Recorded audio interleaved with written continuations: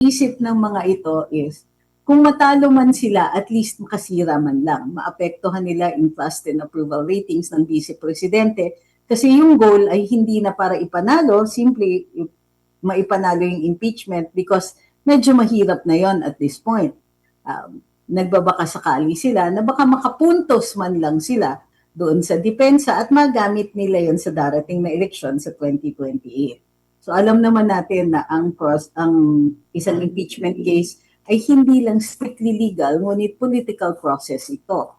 So ginagamit nila talaga ang kanilang politika dito at in the hopes na mayroon silang mapuntusan pagdating sa depensa. Unahin ko lang muna ma'am yung naging pangyayari sa pre-trial conference ng isang buong linggo po. Ano bang mga nakikita nyo doon? Ano bang mga naging puna ninyo? Kasi kita natin medyo, hindi lang medyo, mas maingay itong nasa prosecution na sinasabi nila mahina, meron pa tayong naririnig na tunog lata. Hindi po ba ma'am kung feel nila na tama sila, mali yung kanilang kalaban, hahayaan na lang nila yung kalaban nila na magkamali?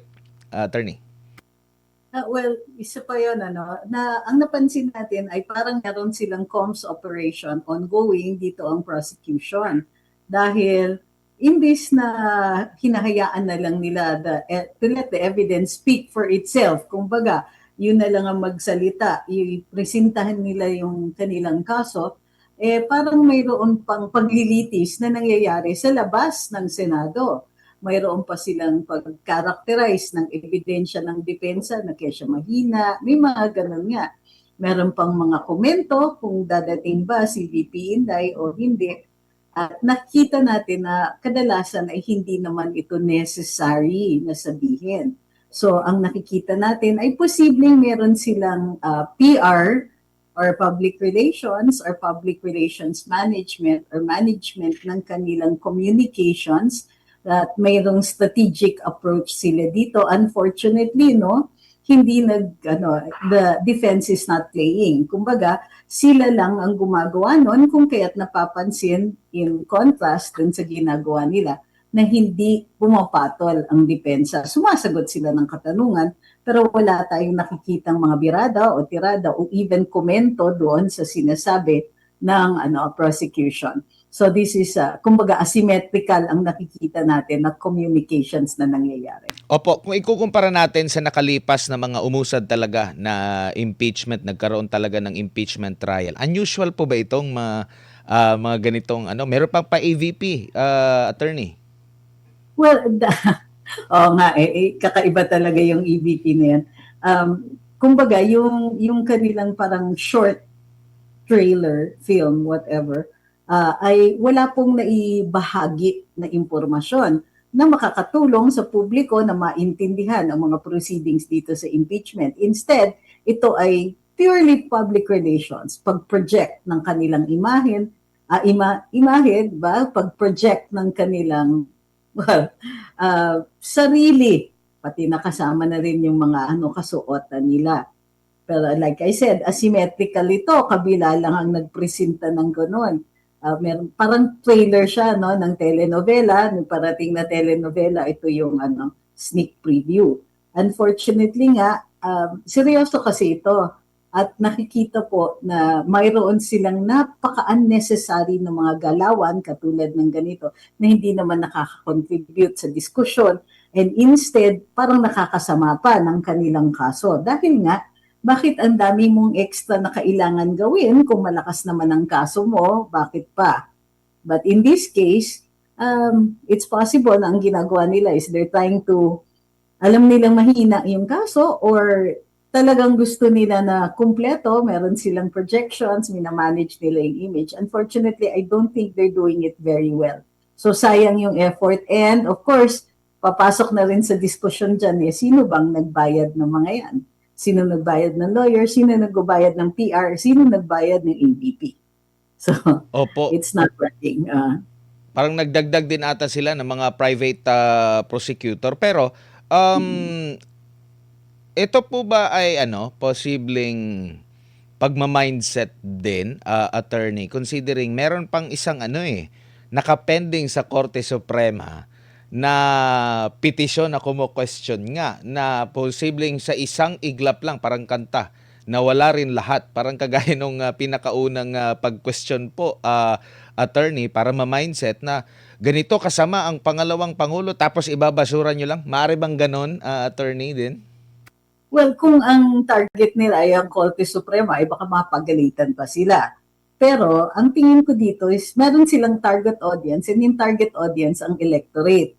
Kasi, kumbaga, ang nasa isip ng mga ito is, kung matalo man sila, at least makasira man lang. Maapektuhan nila yung trust and approval ratings ng Vice Presidente. Kasi yung goal ay hindi na para ipanalo, simply maipanalo yung impeachment because medyo mahirap na yon at this point. Nagbabaka sakali sila na baka makapuntos man lang sila doon sa depensa at magamit nila yon sa darating na eleksyon sa 2028.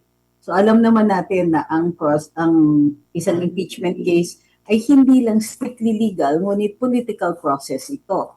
So ginagamit nila talaga ang kanilang politika dito at in the hopes na mayroon silang mapuntusan pagdating sa depensa.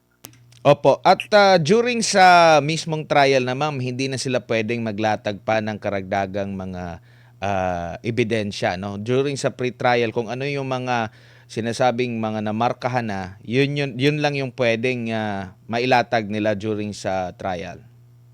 Sa side ng prosecution, mas stricto yun. Dahil sa defense, dapat mas liberal. Ganun po kasi sa regular trial courts, lalong-lalo na doon sa criminal proceedings. So, pinapayagan, may leeway na binibigay doon sa depensa, lalong-lalo na kung may mga newly discovered evidence in the course of trial. So, maaaring mapagbigyan ng depensa. Mas stricto pagdating sa prosecution. Usually bound sila doon sa kanilang markings. Opo, doon po sa markings ma'am, isa din sa nagkaroon ng debate ba, kaya daw tumagal kasi may magkakapareho naman daw sila pero hiniwalay pa yung markings sa regular po na korte. Ano po ang advantage o disadvantage or ano ba talaga yung patakaran doon or diskarte na yan ng magkabilang panig? Ano ang advantage? Well, normally kasi in a criminal proceeding, malaki ang binibigay na leeway nga sa defense. Kasi nga meron tinatawag tayo na presumption of innocence. So kailangan ma-overcome ng prosecution yan. So ang burden dito ay ang prosecution, kailangan mapatunayan nila ang kaso nila. Ang depensa, wala silang kailangan patunayan. Kasi kung mag-fail ang prosecution, the presumption of innocence will vest. Kumbaga, yun ang mananaig. So, kahit nga hindi organized yung defense, o kahit iba-iba yung teorya, maaari silang magpresenta kahit hindi harmonized yung defenses ng sa nasasakdal, okay lang yon. Pero sa prosecution, everything has to make sense. Kung meron silang theory of the case, yung theory of the case kailangan consistent pagdating. Pero of course, it will be theories presented per impeachment article. So, ang distinct advantage talaga is always on the defense. Opo. Dito po sa yung mismong pagkakasunod-sunod ng pag-uusapan kasi nasa at least 4 na articles of impeachment ito. Sino po yung magde-decide po, ma'am? Halimbawa, unahin ba natin tong 3, unahin ba natin yung 4, 5, or sino ba yung magde-decide nung anong unang tatalakayin? Sole discretion yan ng prosecution sa pagpresenta nila ng sarili nilang kaso, the same with the defense. Sila po ang magde-design ng kanilang presentations kung ano yung pagkasunod-sunod. And in fact, pwede silang magtanggal ng witness, basta nasabi na nila, may listahan sila ng witnesses, meron silang option na tanggalin yung iba sa kanila kung hindi na po naaayon sa kanilang theory of the case. So they can remove. Pero yung order and yung design kung paano nila ipipresenta, that belongs to each of the parties. So meron silang parehong presentations, sila po yung magde-decide nun. Doon sa number of trial dates, kada articles of impeachment, sino naman ang magde-decide kung ilang araw igugugulin natin dito?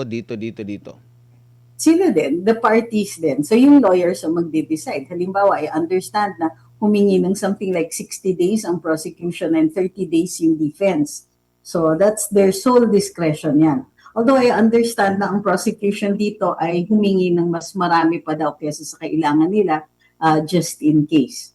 So, So hindi maaari rin sila magbawas. so hindi yan parang pantay, halimbawa 12 yung hihilingin ng isa, 12 rin yung hihilingin ng isa. Hindi siya magiging pantay, depende sa kanila at kung papayagan ito ng korte. Yes.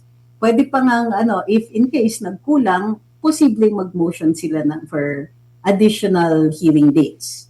Pwede naman yon kung reasonable naman. So, Opo. pagbibigyan sila. Kung halimbawa marami silang hiningi na trial days na puro sila muna, makukuha na nila yung naratibo. Lahat ng paninira gusto na nilang gawin doon. Makikita din yan kung tinimbang ba ng impeachment court kung bakit mas marami dito sa prosecution kumpara sa depensa. Well, the amount of time, hindi talaga kumbaga, it isn't policed very much. Kasi it really, para mabigyan mo talaga ng pagkakataon yung mga counsels na maipresente yung kanilang case. Of course, that should be within reason. Kunwari, humingi ng 2 years yung prosecution, hindi na siya reasonable, di ba?